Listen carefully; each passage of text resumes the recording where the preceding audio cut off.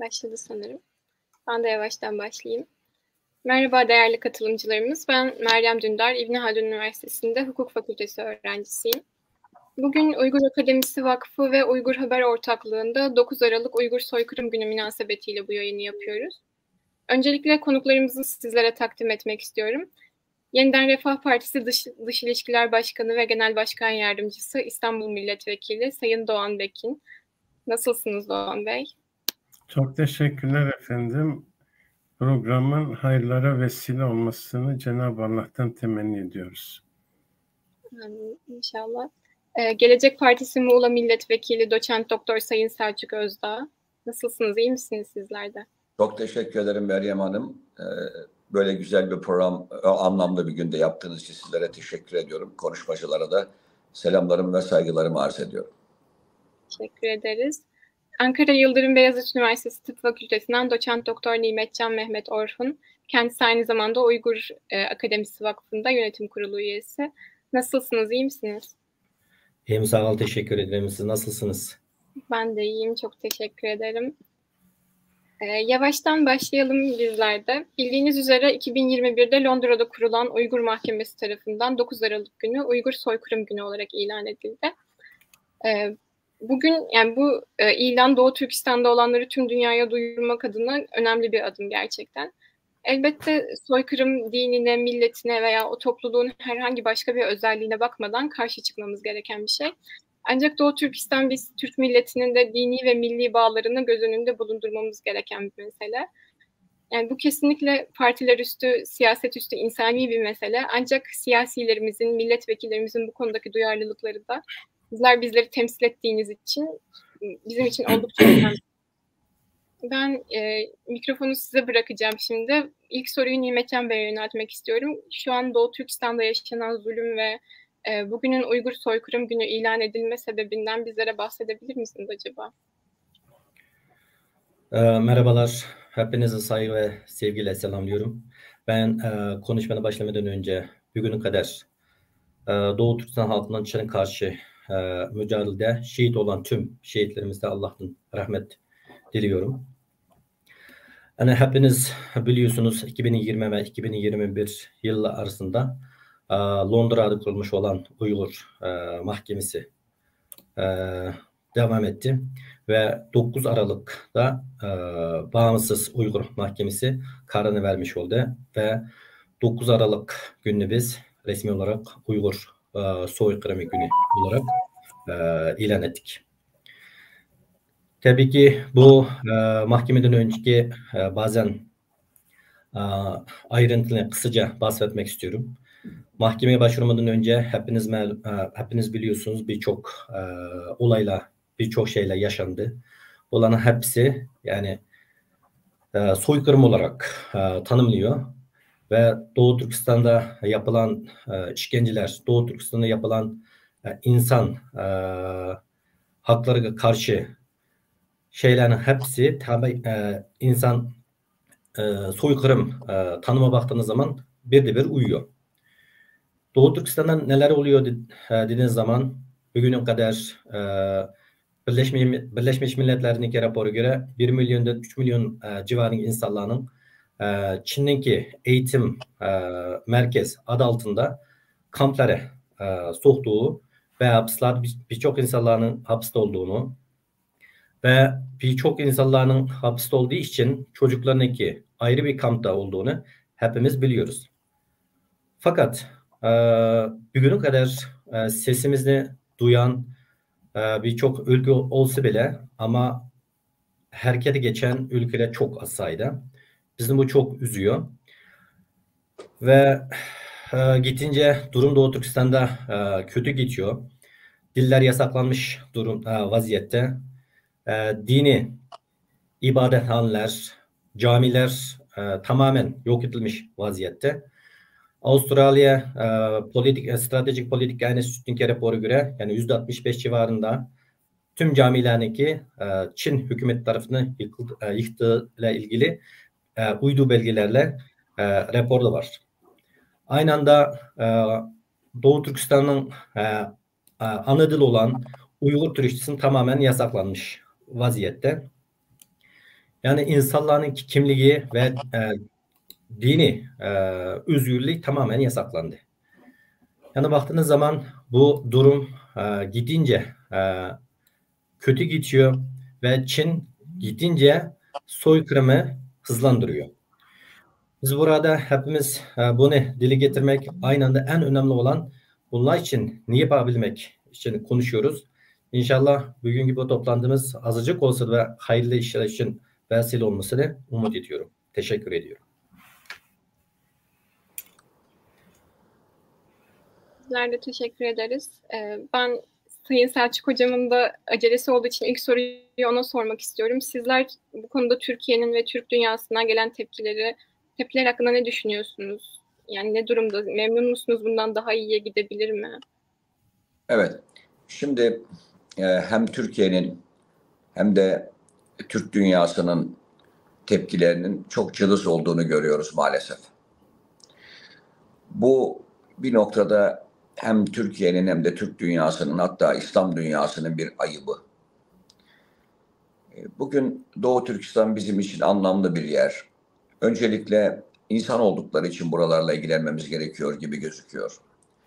Burada bir soykırım yapılıyor. Dilleri, dinleri, kültürleri müdahale edilerek yok edilmek isteniyor Çin tarafından. Bir mıntıka temizliği yapılıyor. Doğu Türkistan yaklaşık 1.800.000 kilometre karelik bir toprak. Yeraltı ve yerüstü zenginlikleri açısından oldukça zengin. Çin için stratejik bir bölge. 1933 yılında burada bir devlet kurulmuştu. Bu devleti yıktılar. Ardından 1949 yılında burada tamamen Doğu Türkistan üzerine, yani orada Mao iktidar olduktan sonra Çin Halk Cumhuriyeti'ni yeniden kendileri inşa ettikten sonra özellikle Türkler üzerine, özellikle Müslümanlar üzerine çok ciddi baskılar yapmak istediler. Bunu Sovyet Sosyalist Cumhuriyetler Birliği de yaptı. Ve bunu tırnak içinde söylüyorum, komünizm adına yaptılar. Sovyet Sosyalist Cumhuriyetler Birliği Stalinistçe yaptı. Sibirya'ya gönderdi. Milyonlarca insanı öldürdüler. Ama öbür tarafta da Mao da yine komünizm adına burada çok ciddi şekilde sınıfsız ve sınırsız toplum inşa edeceğiz derken kendileri geldiler. Burada self-determinasyon haklarını ortadan kaldırdılar. Yani halkların kendi kaderlerini belirleme hakkını ortadan kaldırdılar. Ve daha sonra buralarda özellikle son dönemlerde, son 20 yıl içerisinde zulümlerini artırmaya başladılar.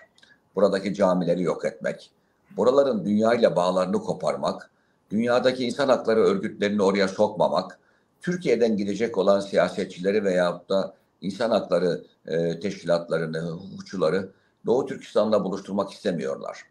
Adeta dünyaya kapanmış olan bir ülke, özellikle Doğu Türkistan bir açık hava cezaevi haline dönüştürülmüş. Bu cezaevine ziyaretçiler bile kabul etmiyorlar.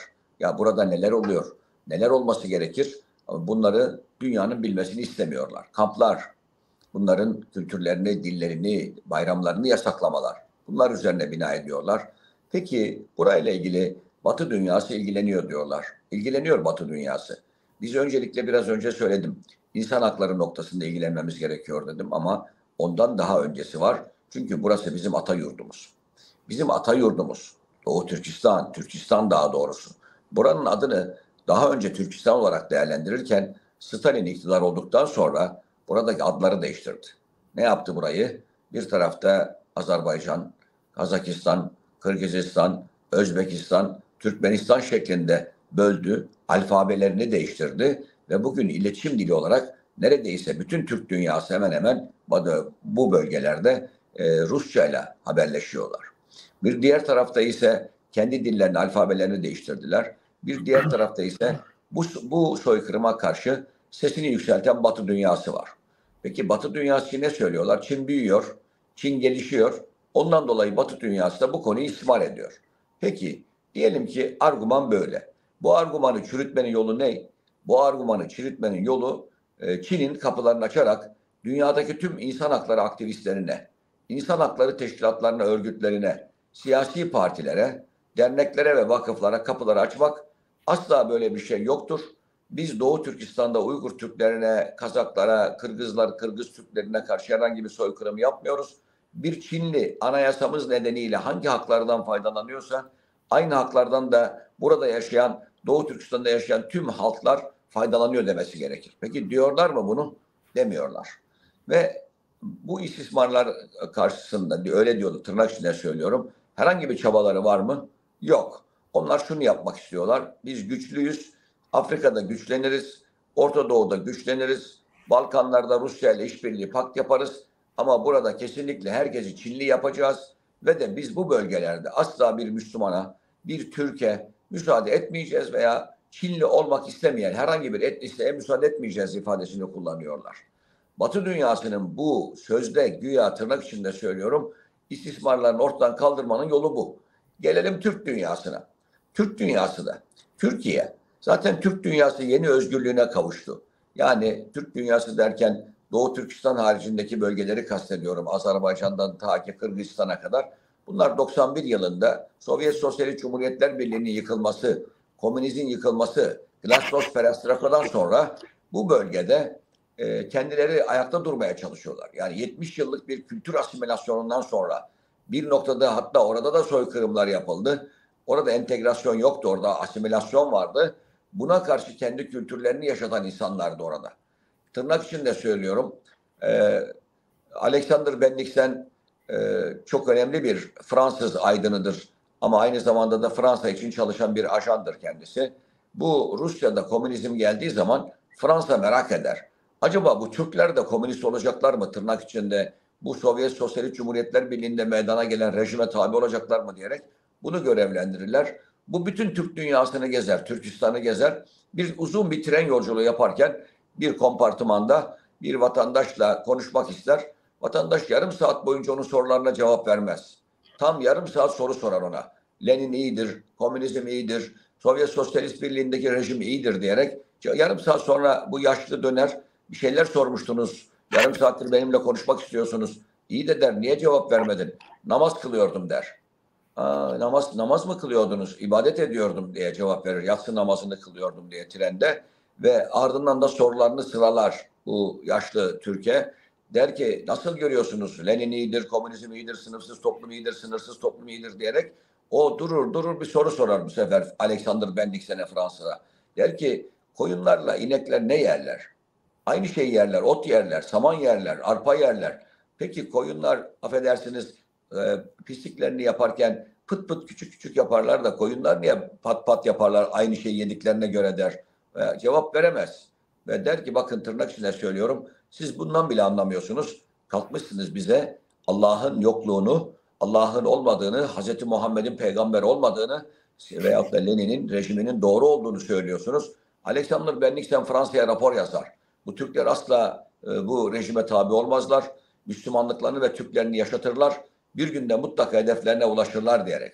O nedenle bizler bugün Türk dünyasında ve İslam dünyasındaki liderlerin çok fazla yani yöneticilerin, o ülkeleri yönetenlerin bu konuda duyarlı olamadıklarını görüyoruz. Neden? Çünkü kendi ülkelerini demokrasiyle tanıştırmamışlar, hukukla tanıştırmamışlar ve de ülkelerinin yeraltı ve yerüstü kaynaklarını kendi çocuklarıyla yani dehalarıyla bunu yoğurarak kendi milletinin milli menfaatleri için veya kendi milletinin, kendi milletlerinin refahı için, zenginliği ve özgürlüğü için kullanamamışlar. Peki bunun sonucunda neler olmuş? Bunun sonucunda dış ülkelere borçlanmalar geldiği gibi de kendi ülkelerindeki yeraltı ve yerüstü kaynaklarını başka ülkelerin şirketleri, başka ülkelerin mühendisleri gelerek burada değerlendirmek istemişler. Bu sefer çoraklaşma başlamış. Burada bozkırda çölleşme başlamış. Yani insan kaynaklarımızı kaybetmişiz. Bunun sonucu borçlanmalar başlanmış. Çin'e karşı borçlanmalar, Amerika'ya karşı borçlanmalar, Avrupa Birliği'ne karşı borçlanmalar. Bu borçlanmaların sonucunda da zaman zaman da hani derler ya borç alanlar emir alır derler. Bu borç alanlar da bazen emir almışlar, bazen de kendi haklı davalarında sessiz kalma gibi bir acizlik içerisine girmişler. Çin'e karşı bugün Türkiye'nin sesini çok fazla çıkaramamasını, çok fazla değil hemen hemen hiç çıkaramamasını, dolaylı olarak eğer muhalefet olmasa, bugün Türkiye'de muhalefet, bakın orada Doğan Bekin Bey var. Yeniden Refah Partisi Genel Başkan Yardımcısı ve İstanbul Milletvekili. Burada bendeniz var. Yani onlarca arkadaş, biz onlarca yıldır bu konularla ilgileniyoruz. Ben çocukluğumdan beri Türkistan aşığı birisiyim. Yani 17 yaşımdan itibaren ben Turan'a inanmışım. Doğu Türkistan'a, Türkistan davasına inanmışım. Türklerin bir gün bağımsız olacağını, o Altaylardan ta ki Balkanlara kadar bir gün dünyanın damından koparak bir yandan biz bağımsızız, özgürüz gerçek manada bunu söyleyeceklerine inanmış olan birisiyim. 1991 yılında bağımsız olduklarında 1979 yılında ben bir gün bunlar bağımsız olacak diyerek arkadaşlarıma Manisa sokaklarında haykırıyordum. Yani öbür tarafta Zeynel Abidin Tagiyev'le ilgileniyordum. Zeynep Hanlarova ile ilgileniyordum. Osman Baturlar'la ilgileniyordum. İsa Yusuf Aktekinlerle tanışıyor, onlarla görüşüyordum. Öbür tarafta bakıyordum Mustafa Cemiloğlu benim hayalimdi. O insanlarla irtibat kurmaya, bu tarafta Sadık Ahmetlerle, bu tarafta Rauf Denktaşlarla, Fazıl Küçüklerle tanışmak, onlarla görüşmek noktasında çalışmalarım ve çabalarım oldu. Kerkük'te aynı şekilde Irak Türkmenleriyle ilgili bunlar benim hem soydaşlarımdı hem dindaşlarımdı. Hem tarihtaşlarım ve kültürdaşlarım ama nerede bir zalim varsa onun karşısına çıkmak, nerede bir mazlum varsa da adı Türk olsun, Kürt olsun, Arap olsun, Kırgız olsun, Uygur olsun, ne olursa olsun veyahut da Acem olsun onlarla ilgilenmek ve Çinli bile bir zalimin karşısında mazlumsa onu da desteklemek, onun da hakkını savunmak benim görevim. Çünkü Hılful Fudul geleneğinden geliyorum ben. Müslümanım, faziletler cemiyetine inanmış olan bir kişiyim. Yani erdemler cemiyetine peygamberimizden önce gelip orada hakkı savunan insanlar vardı. Peygamberimize sorduklarında o hakkı savunan insanlara üye olurdum, onlarla olurdum ifadesini kullanmıştı. Şimdi gelinen noktada neler yapılması gerektiğini söyleyeyim ben. Evet, Londra'da bir mahkeme burada 9 Aralık gününü Doğu Türkistan'da soykırım günü olarak ilan etti. Bu yetmez. Bütün Türk dünyasındaki bütün mahkemeler aynı kararı vermeli. Peki Türkiye'deki, Azerbaycan'daki, Kırgızistan'daki, Kazakistan'daki, Özbekistan'daki yeter mi? Yetmez. Arap ülkeleri aynı kararı vermeli. Çünkü onların da dindaşları orada yaşıyorlar. Onlar da Müslüman, Doğu Türkistan'da da Müslüman. Yeter mi? Yetmez. Afrikalılar bunları yapmaları. Yani Kuzey Afrika'dan tutun da Afrika'daki tüm olan ırkların, etnisitelerin aynı şekilde bunu, Güney Amerika bunu yapması lazım. Ama öbür tarafta bakıyorsunuz bir Londra'da bir mahkeme bunu ilan ederken İsa Dolkun Türkiye'ye giremiyor.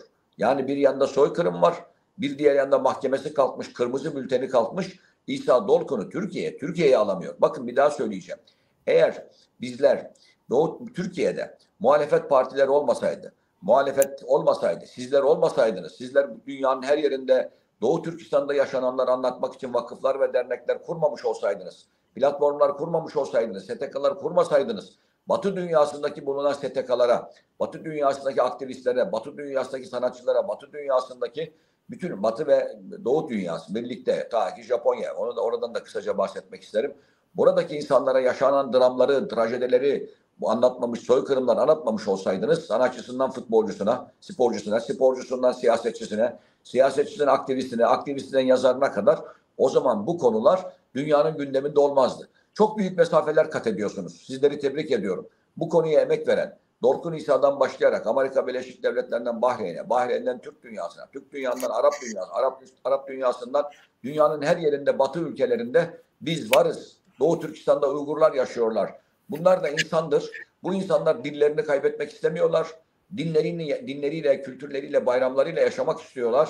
Biz o coğrafya bizimdi. Bizim devletimizde orada bir gök bayrak vardı diyerek dile getirmiş olmanızdan dolayı ben sizlere öncelikle teşekkür ediyorum. Bu davayı, bu bayrağı hiçbir zaman yere düşürmemeniz gerekiyor.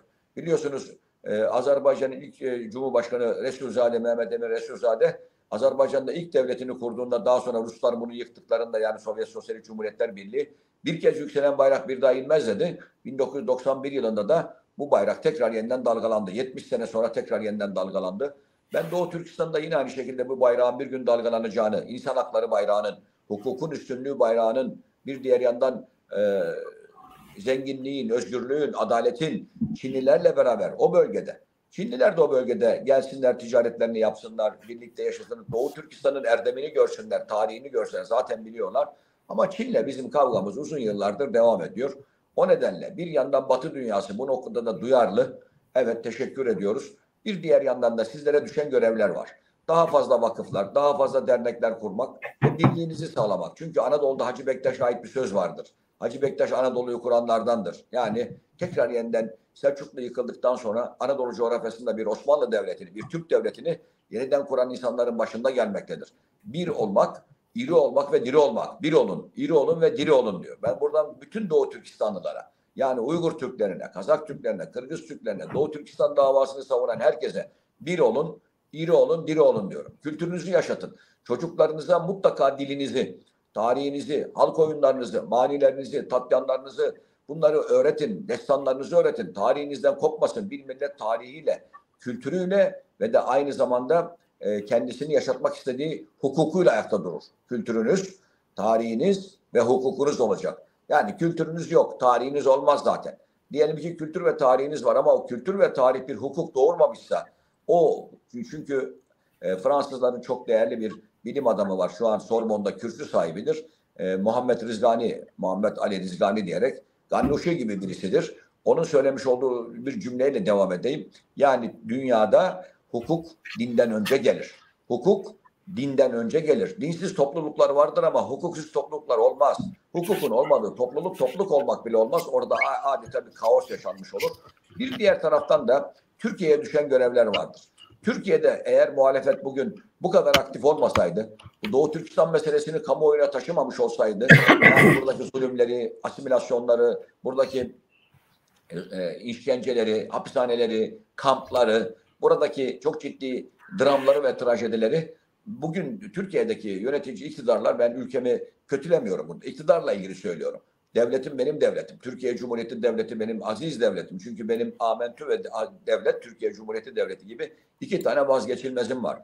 Dini olarak Amentü'den vazgeçmiyorum. Milli olarak da ben devletimden vazgeçmiyorum. İkisi benim vazgeçilmezim. O nedenle burada muhalefet bu baskıları yapmamış olsaydı, yakında Dolkun İsa da Türkiye'ye gelecek. Bir diğer taraftan biliyorsunuz Türkiye Büyük Millet Meclisi Dışişleri Komisyonu'nda ya işte suçların iadesi anlaşması yapmak istediler. Bütün Türkiye ayağa kalktık. Kaldırdık. Yüz binlerce imzalar topladık. Hayır, olamaz dedik. Siz buradaki yaşayanları, Çin'in söylediği işte bunlar suçlu, benim ülkeme göre bunlar şudur, budur, suçludur, yanlış işler yapmıştır, anayasayı çiğnemiştir, yasalarımız. Nereden bileceğim onun anayasasını çiğnediğini?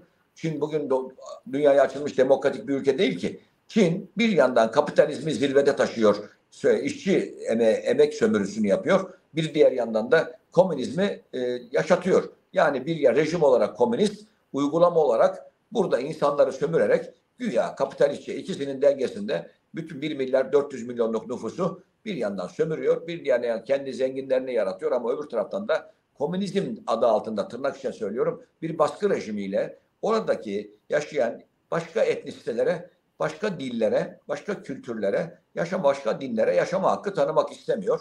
Herkesi Çinileştirmek istiyor. Herkes Çinileşmez.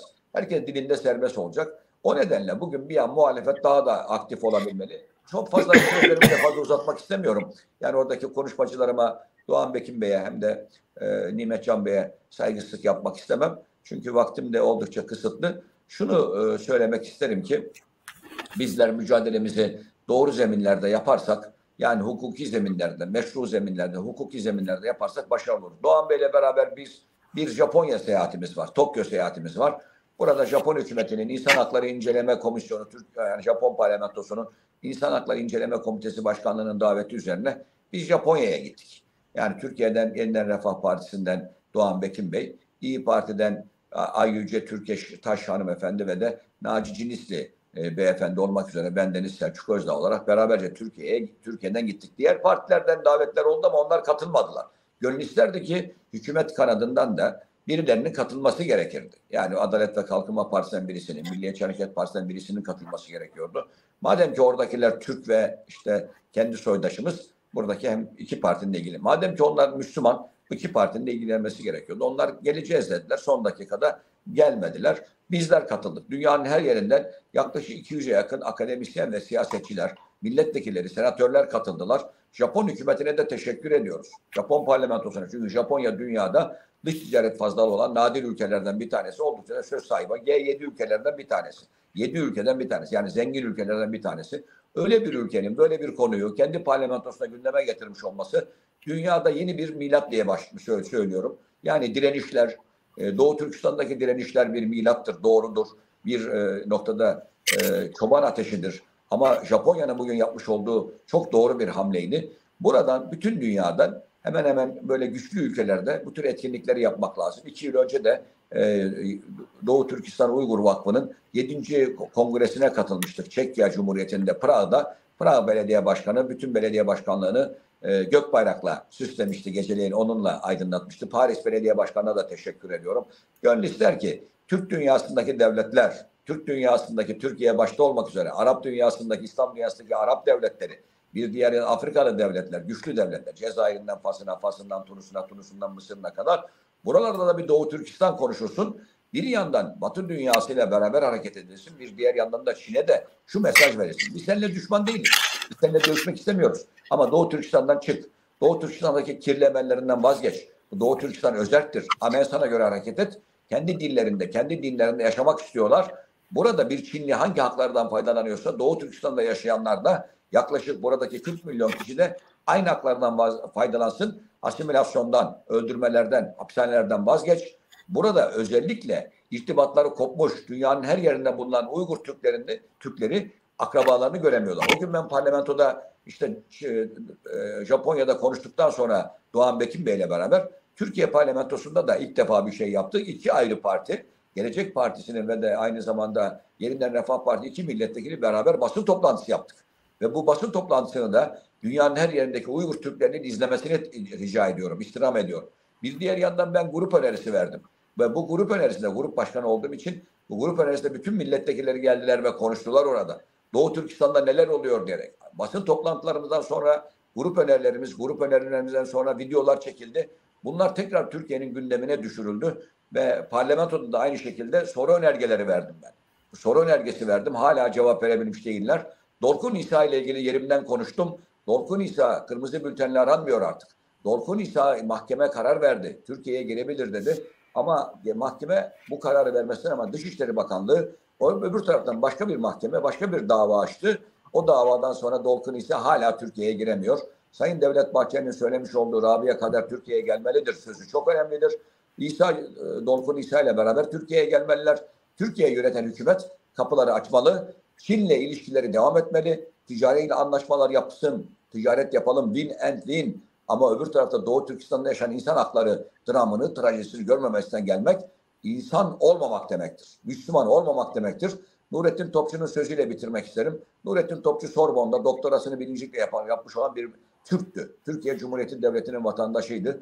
Türkiye'ye geldiği zaman Türkiye'de de çok ciddi sıkıntılar yaşadı. Yani sadece Doğu Türkistan'da Çinliler orada insan haklarını ihlal etmediler. Türkiye'de de Türkiye yönetenler dönem dönem kendi ülkesinde çok ciddi baskılar yaptılar. Kim Türk dünyasıyla ilgileniyorsa, kim İslam dünyasıyla ilgileniyorsa, kim burada bir dramla, trajediyle farkındalık yaratmaya, bu trajediyi gündeme getirerken onlar da kendi hükümetimiz tarafından da zaman zaman sıkıntılara uğradık. Dönem dönem uğradık.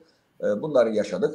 O nedenle Nurettin Topçu'nun bir sözü var. Yaşadıklarından sonra bu İslam dünyasına, bu şark dünyasına değil Müslümanlık, insanlık bile zor gelecek gibi gözüküyor diyor. Ama ben inanıyorum ki insanlık da gelecek, Müslümanlık da gelecek. Hem İslam dünyası gelecek ve bir gün halklar bütün egemen güçlere karşı, emperyalizme karşı baş kaldırarak diyecekler ki yeter artık.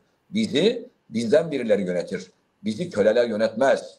Bizi birilerinin adamları yönetmez. Bizi esir alınmış insanlar yönetmez ve onların esir alınmış olan insanlar zaaflarından dolayı veyahut da yapmış oldukları yanlışlıklardan dolayı bizden birileri yönetir ve onlar da egemen Batı dünyasına, emperyalistlere karşı der ki kapitalistlere olsun, komünistlere olsun win and win şeklinde çalışacağız. Kesinlikle ülkemizi sömüremeyeceksiniz. Ülkemizde de kendi adamlarınızı iktidar yapamayacaksınız. Bizden birileri gelecek ve yönetecek. Şu an Uygur Türklerine tavsiyem hükümetlerle bir yandan teşkil mesaiye devam etsinler. Ne kadar başarılı olurlar onu ben bilemem. Ama bir diğer taraftan da halklarla, sivil toplum kuruluşlarıyla, oradaki bulunan dernek ve vakıflarla, STK'larla, insan hakları aktivistleriyle diyaloglara devam etsinler. Bu sırada da belgeseller çeksinler. Bunları küçük videolar haline getirsinler. Bütün dünyaya da, dünyadaki ne kadar ünlü sanatçı varsa, sporcu varsa, Nobel almış kişi varsa, Oscar alanlar varsa bunlarla teşkil mesaide kurunarak onlardan birilerine bunu söyletmek çok çok önemli. Bir cümleyle bitireyim efendim. Sabrınıza da teşekkür ediyorum. Arkadaşlarımın saygısına da teşekkür ediyorum. Çok teşekkür ederim bana böyle bir imkanı tanıdıkları için. Biliyorsunuz Kolombiya Üniversitesi'nde Edward Said adlı bir Filistinli vardı. Arap'tı, Hristiyandı bu. Müslüman da değildi. Biliyorsun Filistinliler önce silahla mücadele ettiler. Başarısız baktılar ki durum kötü. Silahı bırakalım, intifadaya başlatalım dediler. Edward Said, Kolombiya Üniversitesi'nin seçkin profesörü atladı uçağa, geldi Filistin'e. Küçük bir taş aldı, nohut tanesi kadar, İsrail'e doğru attı. Bütün dünya bunu kameralaştırdı, haberleştirdi ve bütün dünya Filistin'de olup bitenleri, İsrail'in zulmünü gördü. Şimdi bütün dünyada işte bir yandan Edward Said'leri bulmak, Müslümanları, Hristiyanları, Musevileri bulmak, bir diğer yandan Doğu Türkistan'a dikkat çekerken Filistin'i unutturmadan, Arakan'ı unutturmadan, Kırım'ı unutturmadan, Batı Trakya'da yaşanan Yunanistan'dakileri unutturmadan, Kıbrıs'ı unutturmadan, Cezayir'i unutturmadan bu şekilde mücadeleye devam etmek, nerede bir mazlum, nerede bir masum varsa onlarla ilgilenmek hepimizin görevi olmalı. Biz 1,5 milyar hücreli bir yürek olmalıyız. Her hücremizi bir Müslümana, her hücremizi mağdur olan her bir insana tahsis ederek kendimiz için değil, başkaları için yaşama erdemini gösterebilme, faziletini, erdemini göstermemiz gerekiyor diyor. Ve bugün Londra'da, Doğu Türkistan'da yaşananları soykırım olarak ilan eden mahkeme kararına teşekkür ediyorum. Bu mahkeme kararının bütün dünya tarafından tanınmasını, Çin'in de yaptıkları zulümlerden, işkencelerden, soykırımdan vazgeçmesini temenni ediyor. Ve bir gün Doğu Türkistan'da o Altayların en yüksek tepelerinde bir gün bir gök bayrağın dalgalanmasını Cenab-ı Allah'tan niyaz ediyorum. O zamana kadar da hiçbir zaman kültürünüzü unutmayın, dilinizi unutmayın, dininizi unutmayın. Hep yaşayın ama bunu yaşarken de size yaşatılanları da tarihte gerek 1933'te yapılanlarla, gerek 1949'da yapılanları, daha sonra 2000'li yıllarda yapılanları da gelecek kuşaklarınıza, 3000 yıllı sonra doğacak torunlarınıza anlatabilmek için de bunları mutlaka sözlü kültürden yazılı kültüre dönüştürerek filmlerle, belgesellerle bütün dünya anlatmanızı temenni ediyorum. Teşekkür ederiz hocam değerli yorumlarınız için.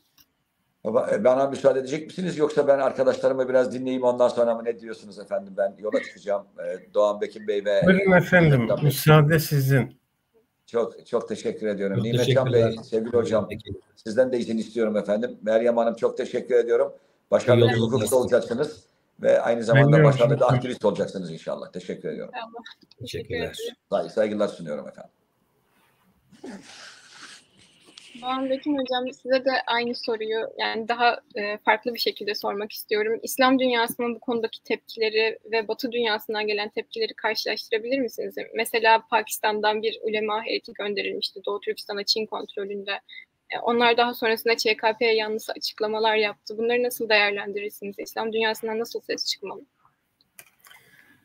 Şimdi bildiğiniz üzere Doğu Türkistan'da Sincar bölgesinde büyük bir zulüm yaşanıyor. Ben bu konuya girmeden önce dün vefat eden Uygur Akademisi eski başkanı Doktor Ferhat Kurban Tanrı Dağlı'ya Allah'tan rahmet diliyorum. Sizlere ve akrabalarına, sevenlerine sabrı cemil diliyorum. Elbette ki Çin son yıllarda büyük bir sıçrama yaptı ekonomik alanda özellikle ve bu ekonomik sıçrama sonucunda İslam ülkeleriyle olan ticari ve ekonomik bağları da iyice güçlenme noktasına girdi.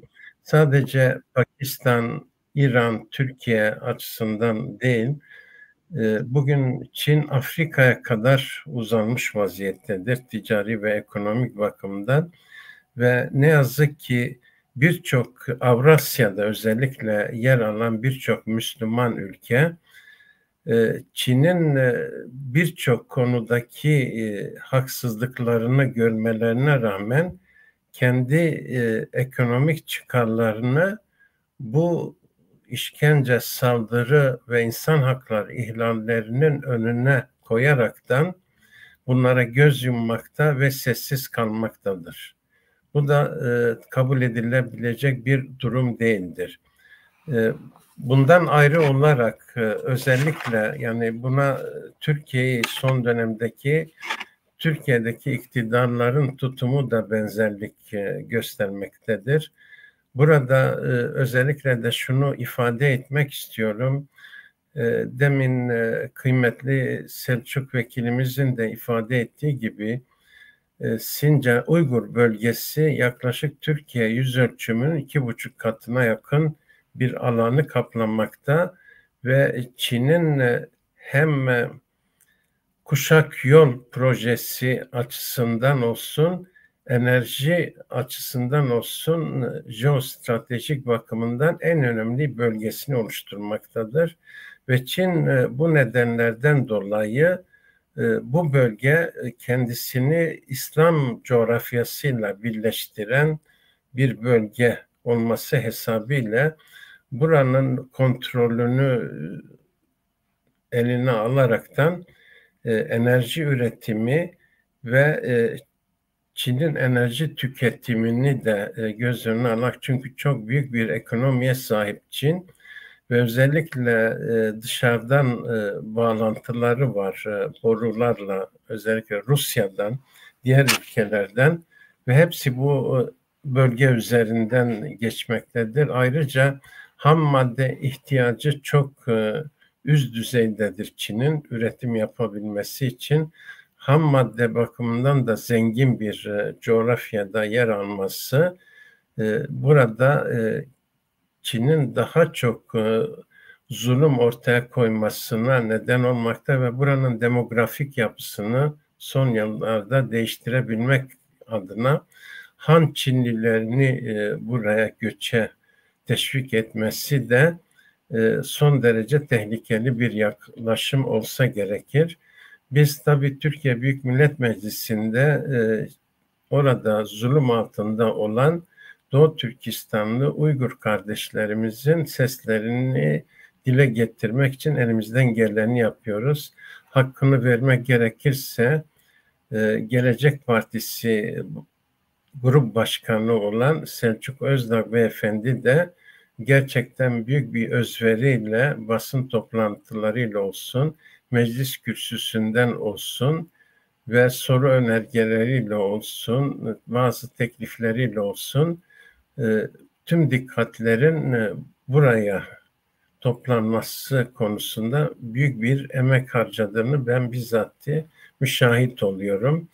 Ben de gücüm ölçüsünde elimden geldiği kadar Çin'in zulmüne karşı mecliste sesiniz olmaya çalışıyoruz. Fakat bizim farklılığımız, grubumuz olmadığı için ancak münferit olarak, sınırlı olarak bir aktivite gösterebiliyoruz. Bunu da basın toplantılarıyla kapatmaya çalışıyorum.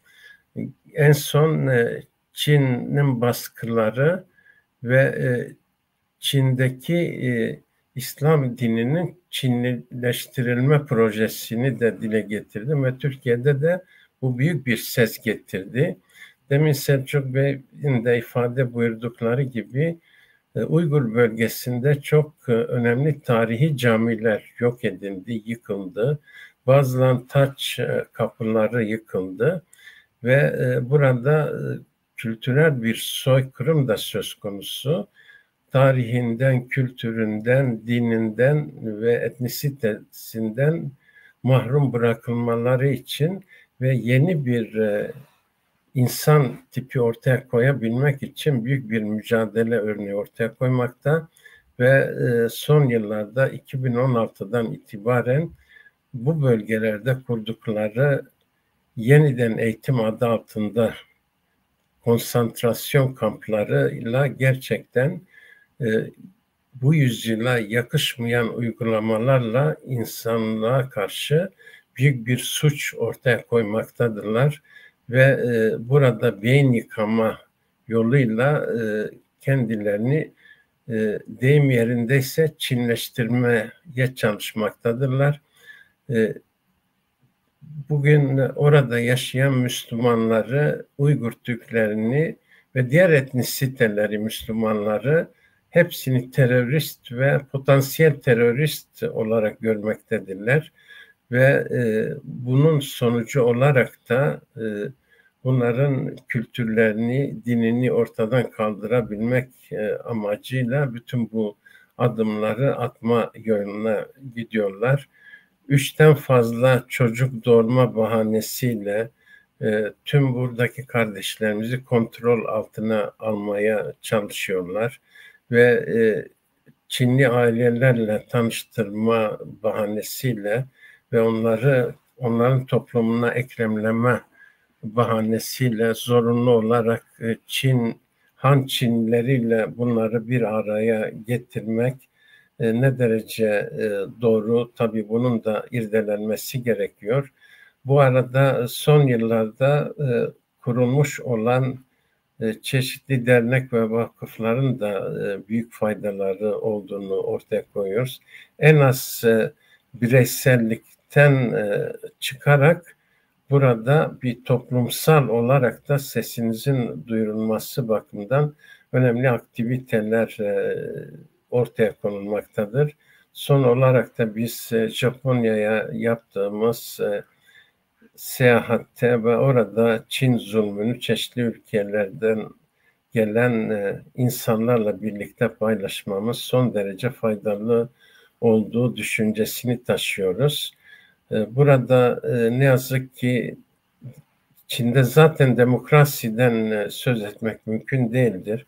Ama birçok ülke demokrasi adına insan haklarını, insan hukukunu çiğneyen Çin'e karşı hiçbir adım ortaya koymamaları da gerçekten bir noksanlık olarak görmekteyiz.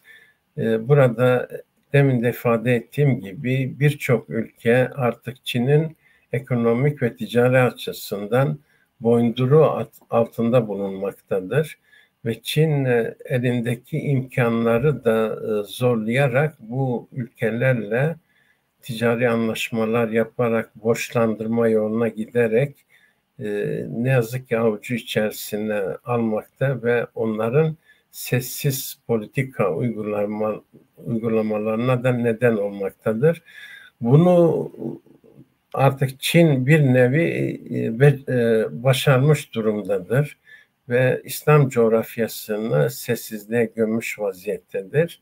Bundan da istedik gibi zulümler yaparak nasıl olsa karşısında bunlara tepki gösterecek pek İslam coğrafyası bulunmamaktadır. İfadesini hareketle zulümlerini arttırmaktadır. Aynen İsrail'in Gazze'de yaptığı gibi. Burada Müslümanların birlikteliği olmadığı için bunu daha rahat olarak ortaya koymaktadır. Oysa ki kurulmuş olan Türk Cumhuriyetleri Teşkilatı ve D8 Teşkilatı'nın daha aktif hale getirilmesi gerekiyor. Bu teşkilatların daha aktif hale getirilmesi durumunda, çünkü Çin bütün bu ülkelere ekonomik bakımdan, ticari bakımdan bağımlıdır. Ortak bir hareketle yola çıkmaları durumunda Çin'in mutlak suretle geri adım atacağını ve burada Uygur Türk kardeşlerimize de gerekli haklarını iade edeceğini düşünüyoruz. Çünkü artık dünya ekonomik bakımdan birbirleriyle eklemlenmiş vaziyettedir. Burada bir tuğlayı çektiğiniz zaman Çin ekonomisinden elbette ki her şey alt üst olacak. Çünkü çok devasa bir nüfusa sahip ve dünyanın ikinci büyük ekonomisi şu anda.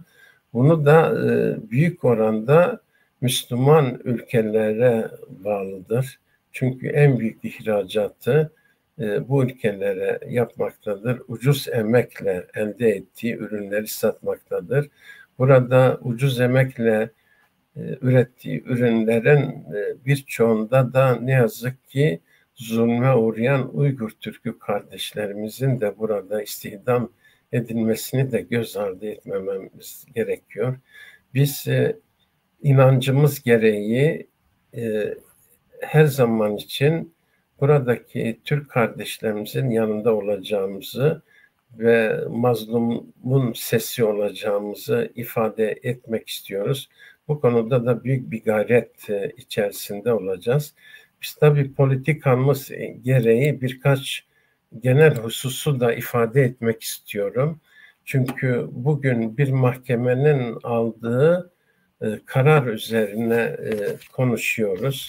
9 Aralık günü önemli bir gün ve bu insan hakları ihlali konusunda neler yapılması gerektiği konusunu dile getiriyoruz. Bundan yola çıkarak daha çok kişinin artık bu Uygur sorununa çare bulacak adımlar atmasını, özellikle iktidardaki siyasi partilerin de bu konuda tepkiler ortaya koyması ve diğer ülkelerin de tepki koymalarının sağlanması elbette ki Çin'in yeniden durum değerlendirmesi içerisine gireceğini ifade etmek istiyoruz. Bir kere üzerinde insanlığın anlaştığı çoğu ulusların sözleşmelerde ifadesini bulan ve hukuka aykırı olmayan temel haklara bütün insanlar doğuştan sahiptirler ve bu haklara hiçbir şekilde dokunulamaz. Bu haklar insanın onur ve haysiyetini koruyucu birer zırhtır. Bizim inancımız insan haklarının çok çok ötesine 1400 sene önce ortaya koymuş olduğu bu hakların Çin tarafından insanlarımıza iade edilmesi, o Türk kardeşlerimize gerekir şeklinde düşüncelerimizi ifade ediyoruz. Tüm ülkelerin ve iktidarların bu doğal ve doğuştan sahip olan hakların korunmasına ve kullanılabilir olmasına riayet etmekle mükellef olduklarını ifade ediyoruz. Bu ülke tanımına başta Çin gelmektedir. Bir ülkenin dünya milletleri içerisinde eşit haklar sahip şerefli bir üyesi olması ancak hangi etnisiteye ve hangi inanca ve hangi dine bağlı olduğuna bakılmaksızın tüm bireylerin temel insan haklarının garantisi altına alınmasıyla mümkün olabileceğini ifade ediyoruz. Burada Çin ise bunları çiğneyerek adeta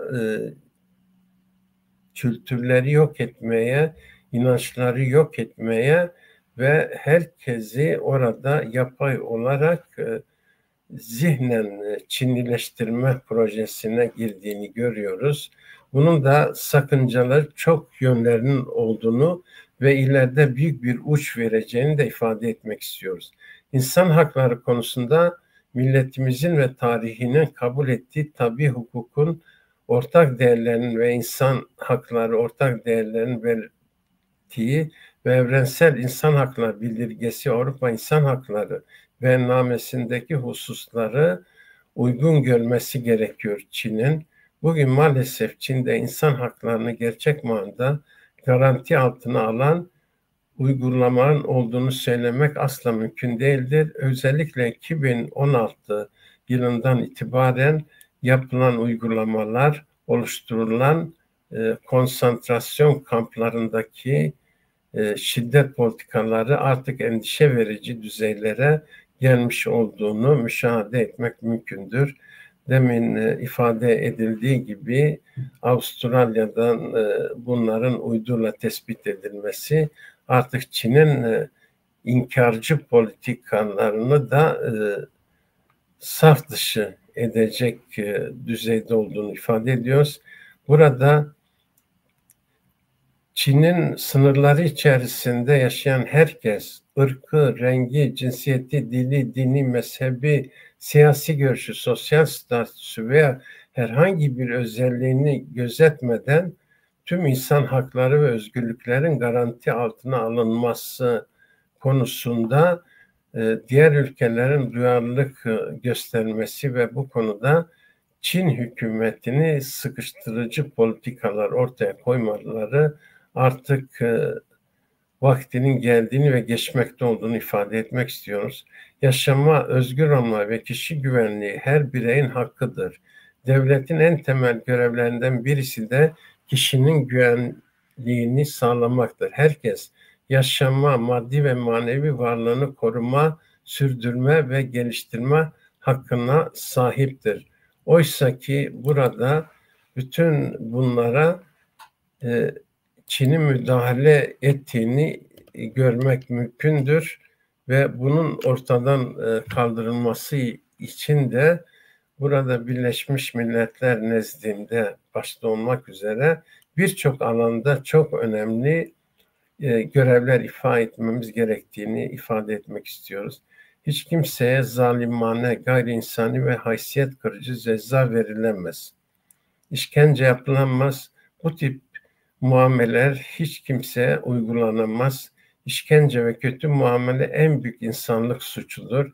Ne yazık ki Çin bu suçları haddinden fazla işlemektedir. Bizler işkence ve kötü muameleyi en büyük insanlık suçu olarak görmekteyiz. İşkence, gözaltında ölüm, kayıplar ve faali meşhur cinayetler gibi uygulamaların olmadığı bir yer olması açısından insan haklarından ancak o zaman bahsetme hakkına sahip olunabilir. Bu arada hiç kimsenin özel hayatına, ailesine, meskenine ve haberleşmesine keyfi müdahalede bulunulmaması gerekir. Çin bu konuda da büyük ihlaller yapmakta ve Han Çinlilerini özellikle Müslümanlarla eklemlemek için onları misafir aile statüsüyle buradaki Müslüman Uygur ailelerine göndermekte ve bu da kabul edilebilir bir durum değildir. Bu özel hayatta aile, mesken ve haberleşmeye keyfi muameleyi ortaya koyan zecri bir uygulamadır. Herkesin bu müdahale ve tecavüzlere karşı sesini yükseltmesi gerektiğine inanıyoruz. Burada ayrıca düşünce ifade özgürlüğü ve örgütlenme hakkının orada sağlanması gerektiğini ifade etmek istiyoruz. Çin'de uygulama ana dayanağı düşünce ifade özgürlüğünün ortaya çıkmasıdır. Bunun da sağlanabilmesi her ne kadar şu anda zor görünse de burada birçok tazyikle, birçok ülkenin vereceği destekle bunun sağlanması mümkün olacak. Düşünce ifade edebilme özgürlüğü, örgütlenme hakkı, öğrenim, öğretim ve inandığı gibi yaşama hakkı olmazsa olmaz koşullardır ve bu da İslamiyet'in bizlere verdiği önemli erdemlerdir. Düşünce ve ifade özgürlüğü, düşüncelerden dolayı rahatsız edilmemek, düşünce ve bilgileri her vasıtayla aramak, elde etmek, yararlanmak ve yaymak hakkı olması gerekmektedir. Zaten Müslümanlar da aynen bir hadis-i şerifte ifade edildiği gibi ilmi Çin'de bile olsa alınız ifadeden hareketle biz oraya hem ilmi oradan almak adına hem de oraya gerçek fikri özgürlüğü, adaleti, hakkı götürmüş bir milletiz. Bugün Uygur Türklerinin Orta Asya'ya, özellikle Çin'e yaptığı büyük katkılar yadsınamaz. Bunu da tarihte görmek mümkündür. Burada ayrıca herkes din, kanaat ve vicdan özgürlüğüne, ibadet ve dini vecibelerinde bireysel ve toplu olarak yerine getirme hakkına sahiptir. Hiçbir rejim buna engel oluşturmaması gerekiyor. Oysa burada sırf namaz kıldığı için terörist olarak imlenen Uygur Türklerini görüyoruz. Gözetim altına alınıyor, işkence tabi tutuluyor. Din, kanaat ve vicdan özgürlüğü temel insan hakları içerisinde yer almaktır. Bunu zorlayarak değiştirmenin bir insanlık suçu olduğunu da burada ifade etmek istiyoruz. Bu hak dinini tek başına veya topluca açık olarak ya da özel surette öğrenim, öğretim, tatbikat ve ibadetlerle açığa vurma ve örgütme özgürlüğünü de içerir. Bu özgürlüğü de insanların elinden aldığını görüyoruz Çin hükümetinin. Hiç kimse din ve kanaatlerini açıklamaya zorlanamaz. Burada da ne yazık ki din ve kanaatlerini ortadan kaldırmak yolunda bir zorlama olduğunu görüyoruz. Burada yine hiçbir rejim, kimse, kurum, din ve kanaatler konusunda bir başkasına veya başka etnisiteye zorlama yapamaz. Burada da Uygur Türklerinin zorlamalara tabi olduğunu görüyoruz ve bu zecri uygulamalarla, zorlamalarla kendi milli kültürlerinden koparılmaya, kendi tarihlerinden, kendi örf ve geleneklerinden, kendi dillerinden, kendi inançlarından, inandıklarıyla amel etmelerini engelleme yönünde çok büyük engellerle karşılaşıyorlar. Gerçekten ifade edilecek o kadar şey var ki ve bu cendere içerisinde hayatta tutunmaya çalışıyorlar.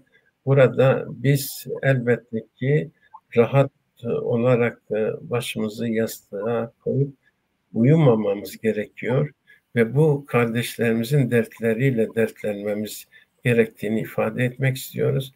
Biz gücümüz olduğu müddetçe sonuna kadar Uygur Türkleri kardeşlerimizin yanında olacağını ve diğer mazlum coğrafyalardaki insanların da sesini olmaya devam edeceğimizi ifade etmek istiyor. Çünkü benzer zulümler bugün Keşmir'de, Cammu Keşmir'de uygulandığını görüyoruz. Hindistan'da benzer şekilde artık Hintler İslamofobi adı altında camileri yıkmaktadır, tarihi camileri. Osmanlı Devleti kurulmadan önce orada biliyorsunuz Babur Devleti kurulmuştu ve kurdukları camiler var. Şimdi onlar da bir yıkılıyor ve orada da tarih silinmeye çalışılıyor. Aynı uygulamalar Çin'in uyguladığı Hindistan'da da uygulanıyor. Keza Rohingya Müslümanların yaşadığı büyük zorluklar var. Derme çatma kamplarda yaşıyorlar. 1 milyondan fazla Rohingya Müslümanları. Ama dünya kamuoyu bunlara ne yazık ki sağır ve dilsizlere oynuyor. Keza Filistin'de de oradaki Müslüman Filistinli kardeşlerimiz büyük zulme uğruyor. Bütün bunların ortadan kaldırılabilmesi için aynen siz nasıl Doğu Türkistan Uygur Türklerinin sesi olmak üzere örgütlenmişseniz Müslüman ülkelerin de artık teşkilatlanması ve bir arada güçlü teşkilatlar oluşturması gerekir. Çünkü bunu yapmadığınız zaman münferit olarak Çin'e karşı bir politika ihdas etmeniz mümkün değildir.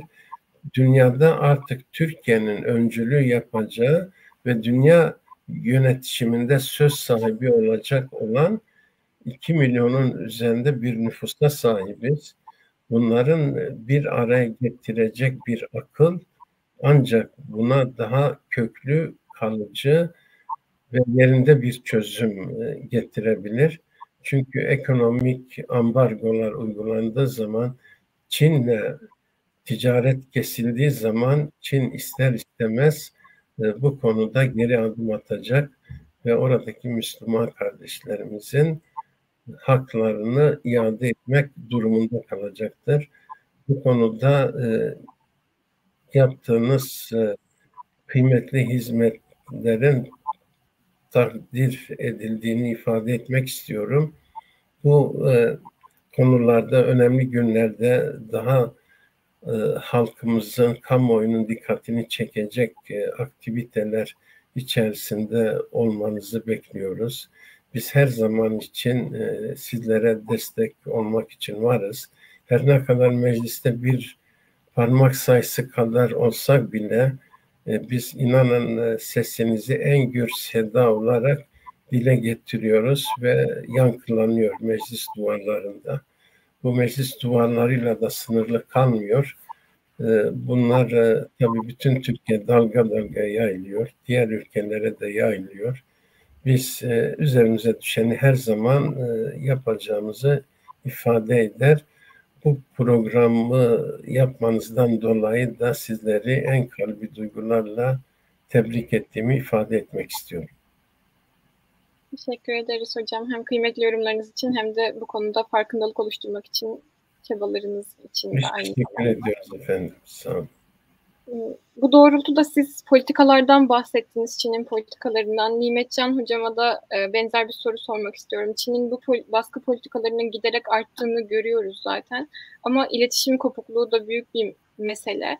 Yani siz bunu nasıl değerlendiriyorsunuz? Doğu Türkistan'da tanıdıklarınızdan haber alabiliyor musunuz? Durum nasıl orada? Evet. Sizin bahsettiğiniz gibi yani Doğu Türkistan'daki zulüm gittince artıyor. İnsanların en basit hakkı olan iletişim bile tamamen yasak şu an. Mesela ben bir Doğu Türkistan olarak ailemle herhangi bir şekilde iletişim kuramıyorum. 2017'den bugüne kadar tamamen normal yolla iletişim yasaklanmış vaziyette. Tabii ki böyle bir durumda Doğu Türkistan'da ne olup olmadığını sadece sosyal medyanın ya da gazeteciler ya da bazen aktivistlerin ki orada koymuş olduğu raporlar üzerinden öğrenme şansımız oluyor. İnanın bana şu an birçok insanlar kendi annesinin, kendi babasının hayatta ya da öldüğünü bile bilmiyor. Mesela benim babam 2021 vefat etmiş. Ben de vefat ettikten sonra haberim oldu.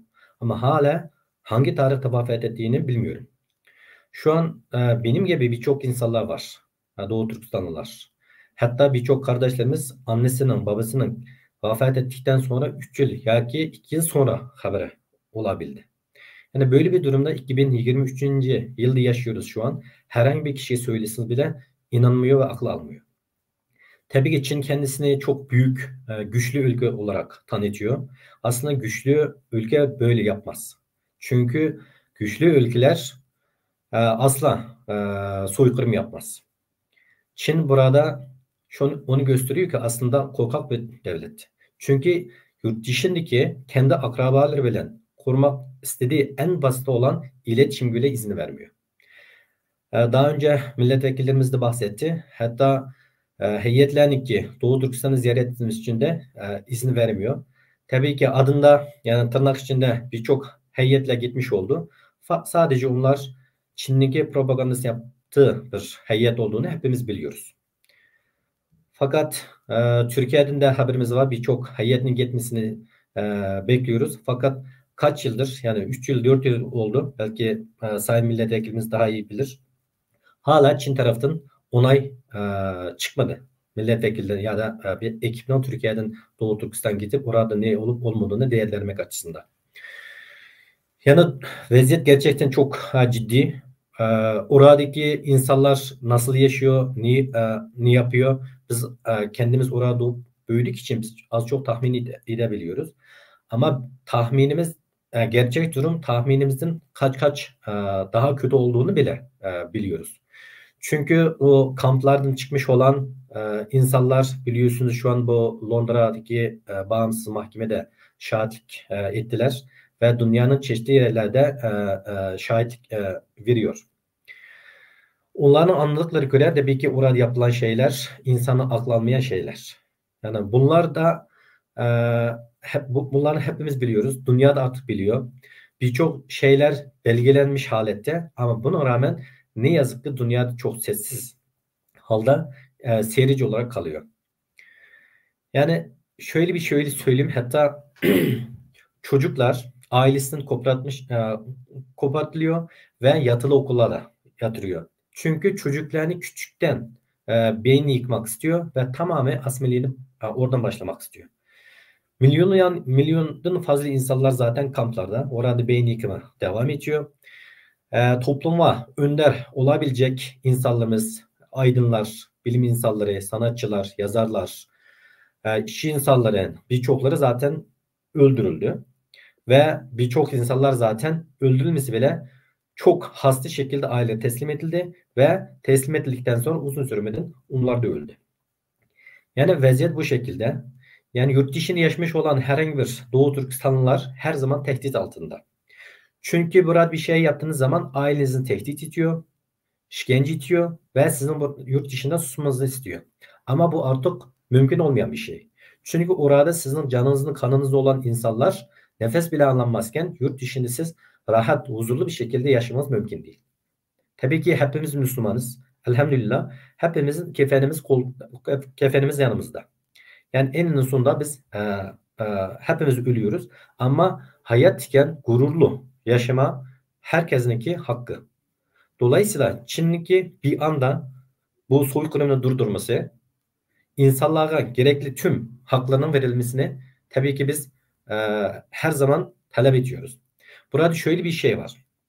Bazen insanlar diyor ki tabii ki Çin insan hakları aykırı hareketle itiyor. Aslında bu Çin insan haklarının aştı çoktan. Zaten Londra'daki mahkeme birçok metot dayanarak, biliyorsunuz hukuk, siz de hukukçunuz zaten, hukuk tamamen dayanıklı, yani ispata göre karar veriyor. Tüm toplanmış olan ispat, yani delille göre en sonda gelmiş olan karar soykırım olarak belirlendi. Tabii ki bu soykırımdaki dünyanın her yerdeki tüm ülkelerde kabul etmesi ve bu soykırım üzerinden Çin'e baskı yapması gerekiyordu. Maalesef birçok ülke hala sessiz ve bunu gündem getirmek de istemiyor. Dolayısıyla bizimki durumumuz gidince kötü gidiyor. Niye? Çünkü Çinlere fırsat oluyor. Bakıyorsun İslam dünyası sessiz, Türk dünyası sessiz. Çin yapmak istediği planlarını daha hızlı şekilde yapabiliyor ve kolaycı bir şekilde yapabiliyor. Maalesef şu andaki Doğu Türkistanlılarındaki durumu çok çok vahim. En basit hak olan ailesi olan konuşmak istediği zaman konuşamıyor. Mesela benim şu an birçok öğrencilerim Afrika'da, dünyanın her çeşitli yerde öğrencilerim var. Ben Afrika'daki öğrencinin istediği zaman da arayabiliyorum ve konuşabiliyorum. Ama benim annem ile, kardeşlerim ile, ailelerim ile konuşamıyorum. Yani bu dünyanın hiçbir yeri yok diye düşünüyorum. Yani dünyada böyle bir durum olamaz. Çünkü şu an 2023. yıl yaşıyoruz ama maalesef bu hala Doğu Türkistan'da devam ediyor. Teşekkür ederiz hocam. Başınız sağ olsun tekrar. Teşekkürler. Bu noktada mahkemelerde bunun bir soykırım olarak kabul edilmesi ve bunun aynı zamanda politik olarak da bir işgal olarak kabul edilmesi hakkında biraz konuştuk ama ben bunun hakkında yine Doğan Bey'e sormak istiyorum bir milletvekili olarak.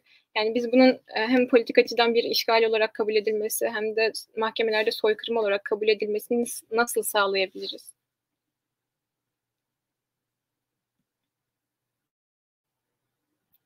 Hocam sesiniz açık değil.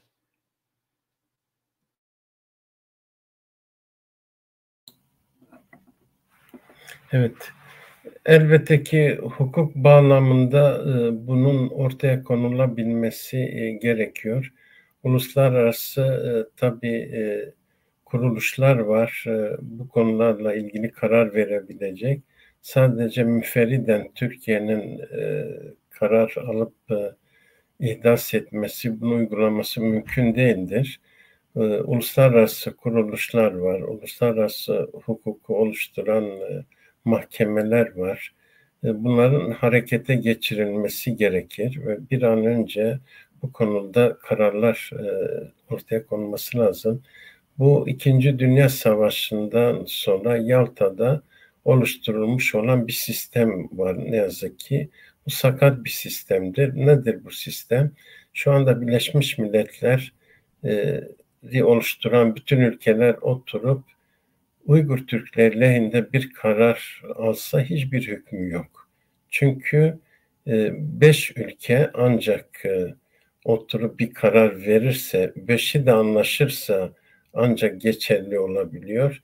Diğer ülkelerin hiçbir söz hakkı yok aslında Birleşmiş Milletler'de. Bunu da çok iyi değerlendirmek lazım. George Orwell'ın da ifade ettiği gibi Hayvanlar Çiftliği kitabında af buyurun. Şöyle bir ifade kullanıyor. Diyor ki all animals are equal, some animals are more equal.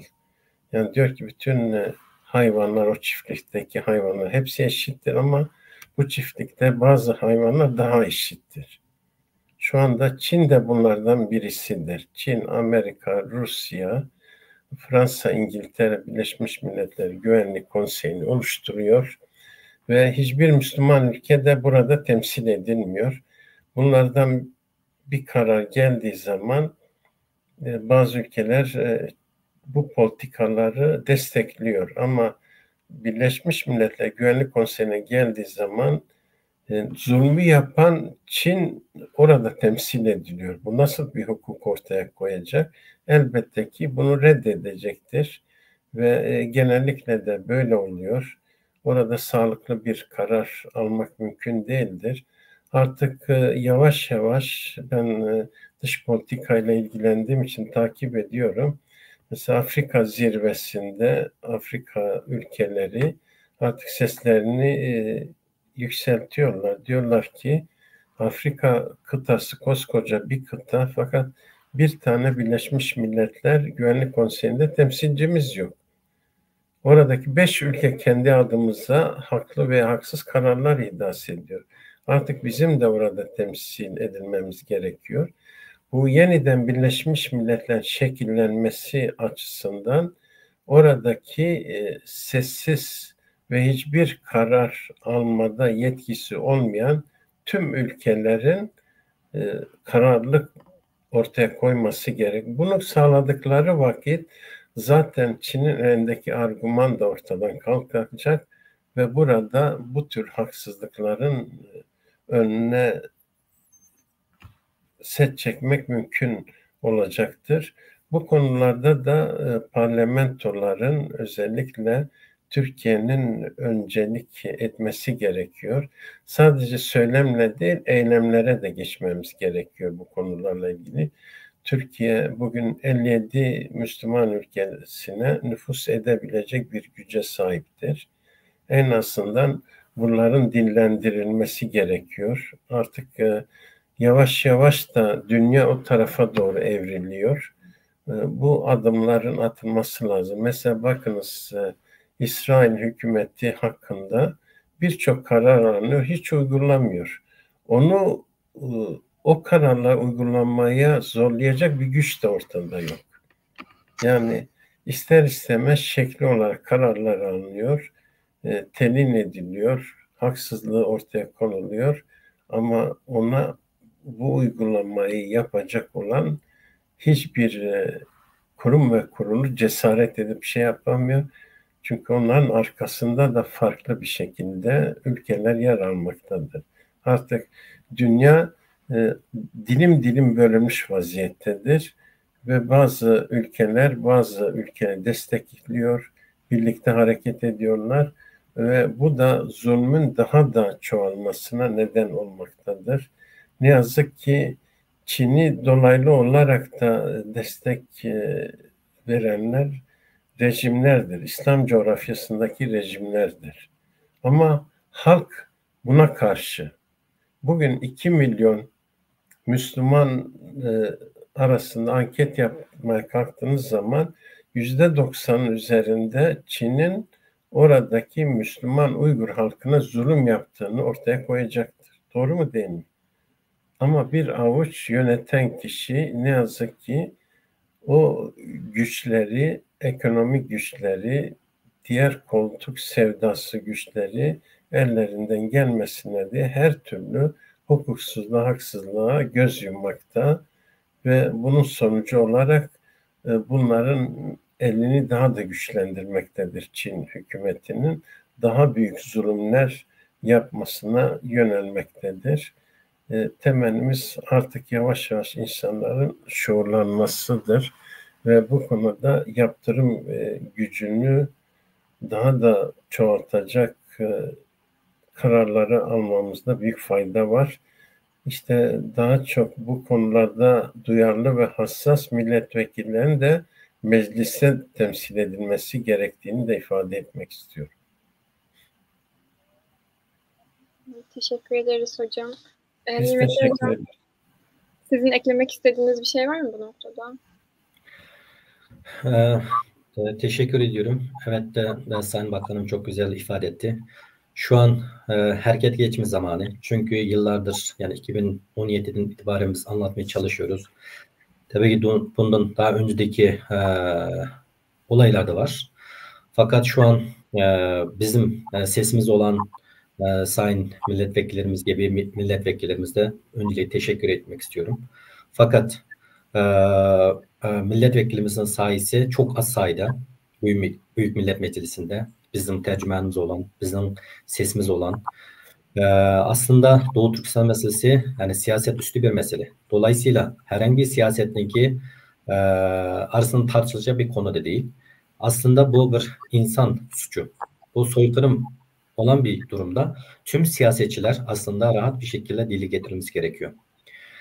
Aynı şekilde birçok ülkelerde zaten Çin'in Doğu Türkistan'ın yaptıklarını soykırım olarak tanıyan ülkeler de var Avrupalarda. Ama Türkiye'nin aynı şekilde Büyük Millet Meclisi bunun konuşmasını ve soykırım olarak tanınmasını istiyoruz. Sadece Türkiye değil, tüm dünyada.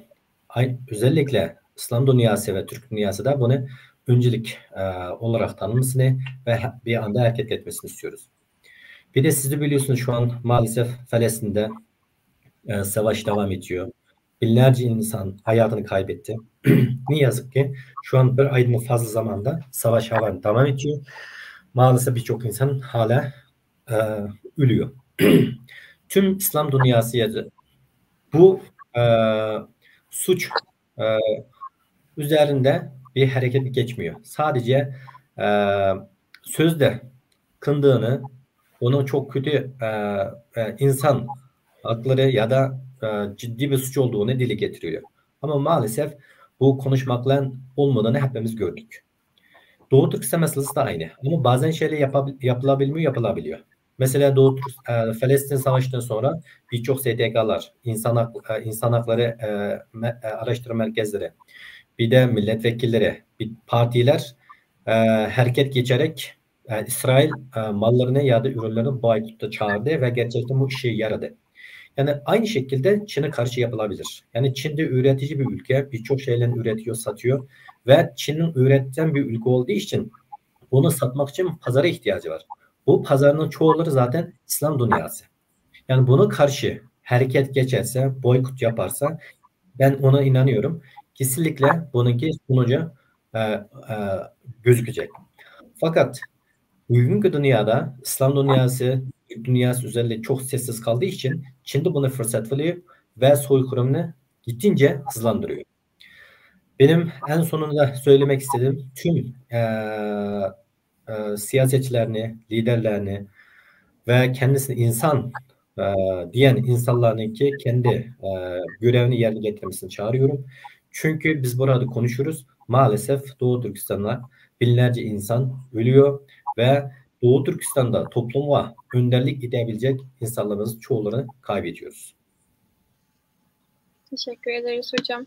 Doğan Bey, son olarak şunu da sormak istiyorum size. Biz bunu politik açıdan milletvekilleri, siyasetçiler neler yapabilir diye konuştuk ama hani bizler Müslüman Türk halkı olarak Doğu Türkistan'a karşı yapılan bu zulümde nasıl bir duruş sergilemeliyiz, neler yapabiliriz? Bunlardan da bahsedersek iyi olur. Şimdi demin hocamız güzel bir konuya değindiler kendileri. 1997 merhum Erbakan hocamız D8'i Çırağan Sarayı'nda oluşturdu.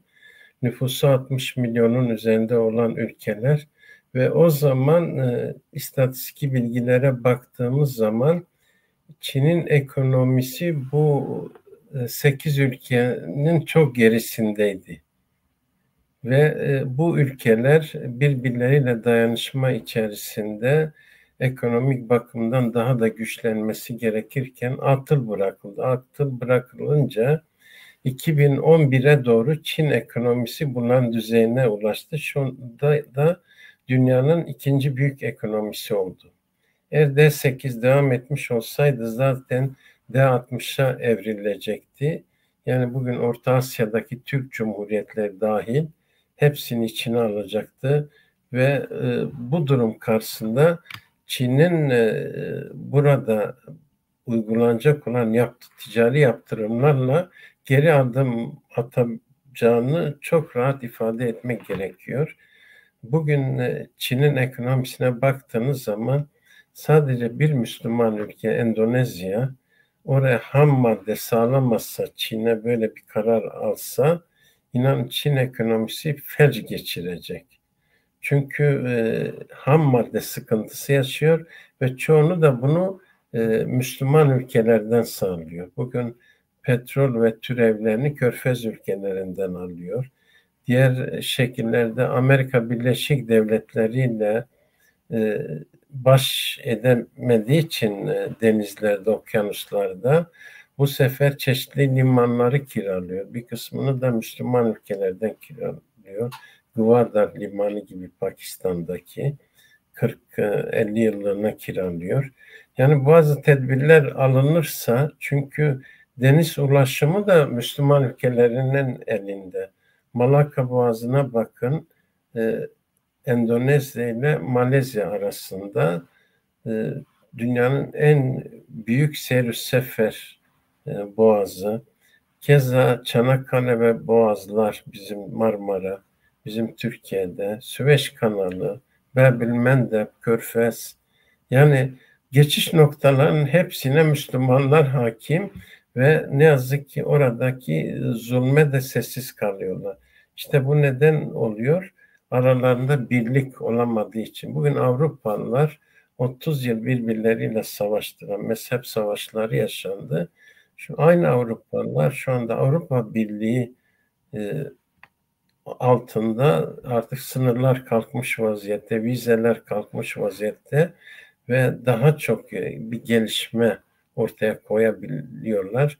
Bunların İslam coğrafyasında da sağlanması durumunda ve ekonomik entegrasyonun da olması durumunda inanın güç Müslümanların eline yeniden geçecek ve ister istemez bunları bu tür bir yaptırıma çok rahat bir şekilde şey yapacaktır.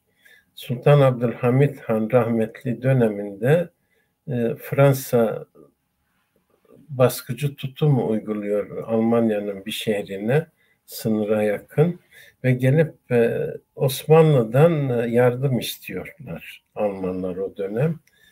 Şimdi bakıyor ki nüfus küçük bir nüfus. Sultan diyor ki oraya kadar Türk askeri göndermeye hiç gerek yok. Üniforma gönderin diyor. 200-250 üniforma oradakiler giysinler. Zaten sorun kendiliğinden çözülecek. Hakikaten öyle yapılıyor. O Almanlar Osmanlı üniformalarını giriyor. Osmanlı asker geldi diye Türk askerleri Fransızlar geri adım atıyor. Yani burada güçlü olacaksınız, caydırıcı gücünüz de olabilmesi için. Bu da dayanışmayla mümkün olabileceğini ifade etmek istiyorum. Ekonomik bakımından güçlü aslında bizim coğrafya. Fakat münferit hareket ettiğimiz için hepimiz de sömürüye açık ülkeleriz. Bugün hiçbir şey imal etmiyoruz. Yani bugün Türkiye dahil Avrupa'dan ithalat yapıyoruz.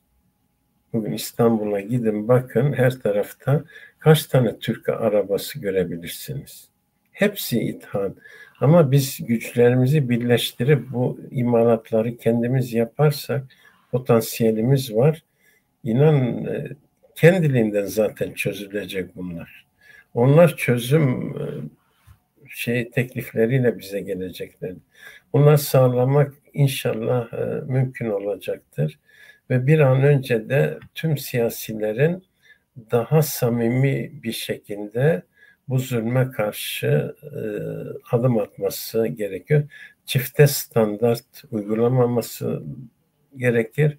Ekonomik kaygılarla da hareket etmemesi lazım. Ekonomik kaygıları öne alıp da bu zulmü yok saymak mümkün değildir. Güçlü olduğunuz zaman inanın ayaklarınız yere de o derece güçlü basar. Ben bir örnekle bitireyim. Sudan'a gitmiştik biz ve orada Cumhurbaşkanı Baş Yardımcısı bize bir başından geçen bir olay anlattı. Dedi ki bizim Sudan'a sığınmıştı. Carlos vardı, ünlü bir terörist. Oraya sığınmıştı. Geldi bir ülke, bunu vereceksiniz geri. Hemen sınır dışı edin, teslim edin dedi bize. Diyor ki biz de dedik ki bize sığınan birisini teslim etmemiz mümkün değil. Suçu varsa biz yargılayıp zaten burada cezasını biz veririz. Diyor ki o ülkenin büyükelçisi beni tehdit etmeye kalkıştı. Ben ona dedim ki diyor, tek kelime söyledim. Biz çölden geldik, çöle döneriz. Ama siz kola içeceği kullanıyor o ülke. Tabii meşhur bu bütün dünyada. Onun ham maddesini de Allah-u Teala Sudan'a vermiş. Arap zamkından oluşuyor. O tadı veren o.